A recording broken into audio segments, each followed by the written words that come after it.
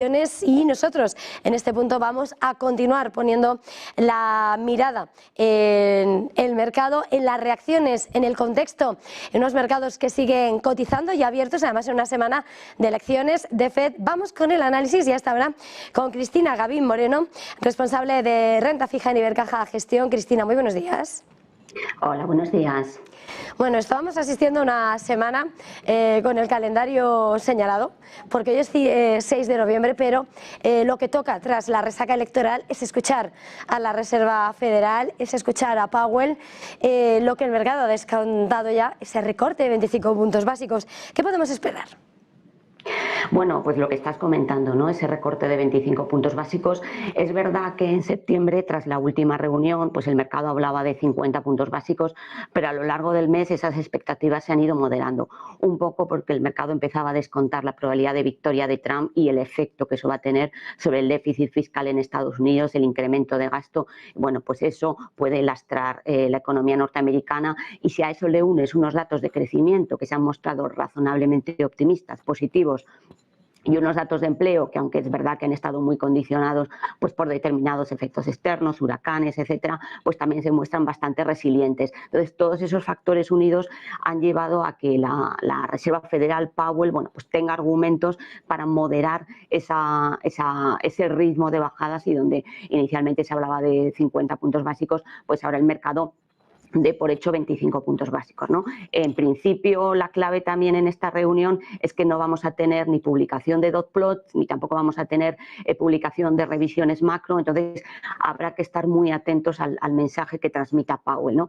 Que hay que tener en cuenta que, como estamos comentando, ¿no? Y se lleva comentando todo el día, en medio de esta resaca electoral, bueno, pues sería de esperar que no se moje demasiado, ¿no? Y entonces las pistas que nos pueda dar de cara a la última reunión de año y de cara a 2025, bueno, pues tampoco deberíamos esperar grandes cambios significativos con respecto al mensaje que ha venido dando, ¿no? Muy dependiente de los datos que vayamos conociendo, tanto en crecimiento como en empleo y como sobre todo también en precios.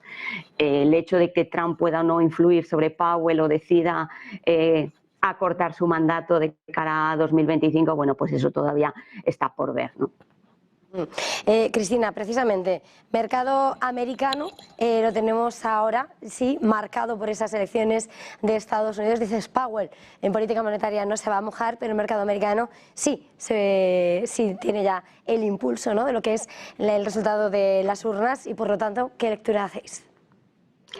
Bueno, yo creo que el resultado positivo dentro de las urnas es que hay una victoria clara. Yo creo que el elemento más preocupante hubiera sido que nos hubiéramos enquistado en una victoria o en un resultado muy ajustado, un empate técnico que hubiera llevado a, bueno, pues a días y días, incluso semanas de enquistamiento, ¿no?, y de dudas sobre qué iba a ocurrir. Una vez que ese escenario se ha despejado, bueno, pues parece claro que la victoria de Trump va a llevar a, pues, que a determinados sectores más beneficiados por la política de Trump, tanto fiscal como de impulso de crecimiento, pues se van a ver más beneficiados, ¿no? Aquí estaríamos pensando pues en energías clásicas, en el sector financiero, etcétera, ¿no? Por ese lado creo que hay sectores que se van a ver más impulsados. Y por el lado de la deuda, obviamente el mercado ya lo ha ido recogiendo, ¿no? Hemos visto un repunte del bono americano que iba anticipando esta victoria, ¿no?, y ese incremento del gasto. Entonces ese bono americano que se nos ha ido ya por encima del 4,40, bueno, pues puede estar muy condicionado por los anuncios que vaya haciendo, ¿no?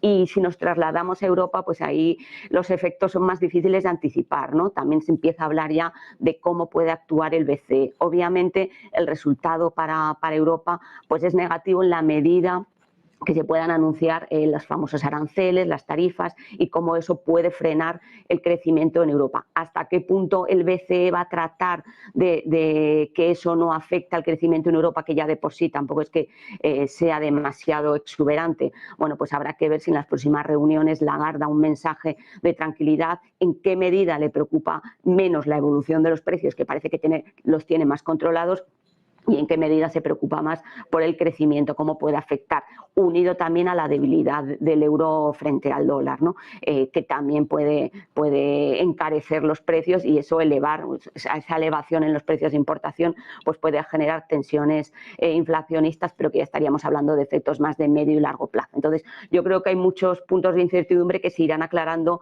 a medida que vayan pasando los días y que veamos si las políticas de Trump se materializan en datos concretos, en medidas concretas, o bueno, pues vamos viendo una serie de un movimiento mucho más calmado, ¿no? y mucho más progresivo, y viendo poco a poco los efectos que va teniendo sobre las economías a nivel mundial. Cristina, porque estábamos hablando de alguna manera de ese impacto, ¿no? De lo que es esa resaca electoral, esa decisión, eso sí, un resultado claro, como decías que era la mejor lectura para los mercados, apuntabas como la rentabilidad del Treasury se había movido precisamente, pero mirando a esa renta fija, esa lectura en cuanto al impacto que está haciendo y por otra parte donde tenéis puesto el foco en estos momentos, desde Ibercaja.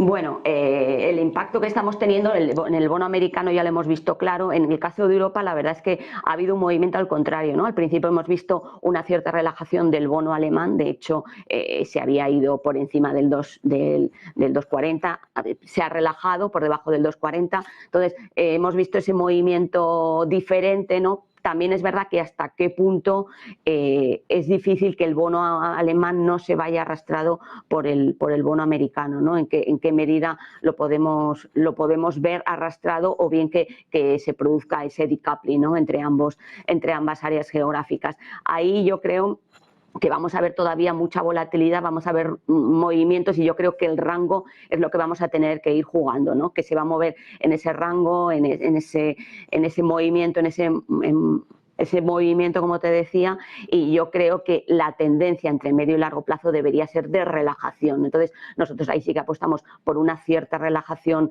de las curvas europeas, sobre todo pues porque será necesario fomentar, como te decía, el crecimiento para tratar de evitar que las políticas americanas puedan condicionar en Europa, ¿no? Entonces, la tendencia tiene que ser de relajación, y ahí sí que nos moveríamos ahora en una zona de mayor neutralidad y aprovechando los posibles repuntes para irnos algo más largos, ¿no? Pero es verdad que niveles por encima del 2,40 el bono alemán nosotros creemos que es oportunidad de compra. Y en general en los sectores es verdad que los diferenciales de crédito se han mostrado bastante contenidos a lo largo del año, de hecho han estrechado bastante.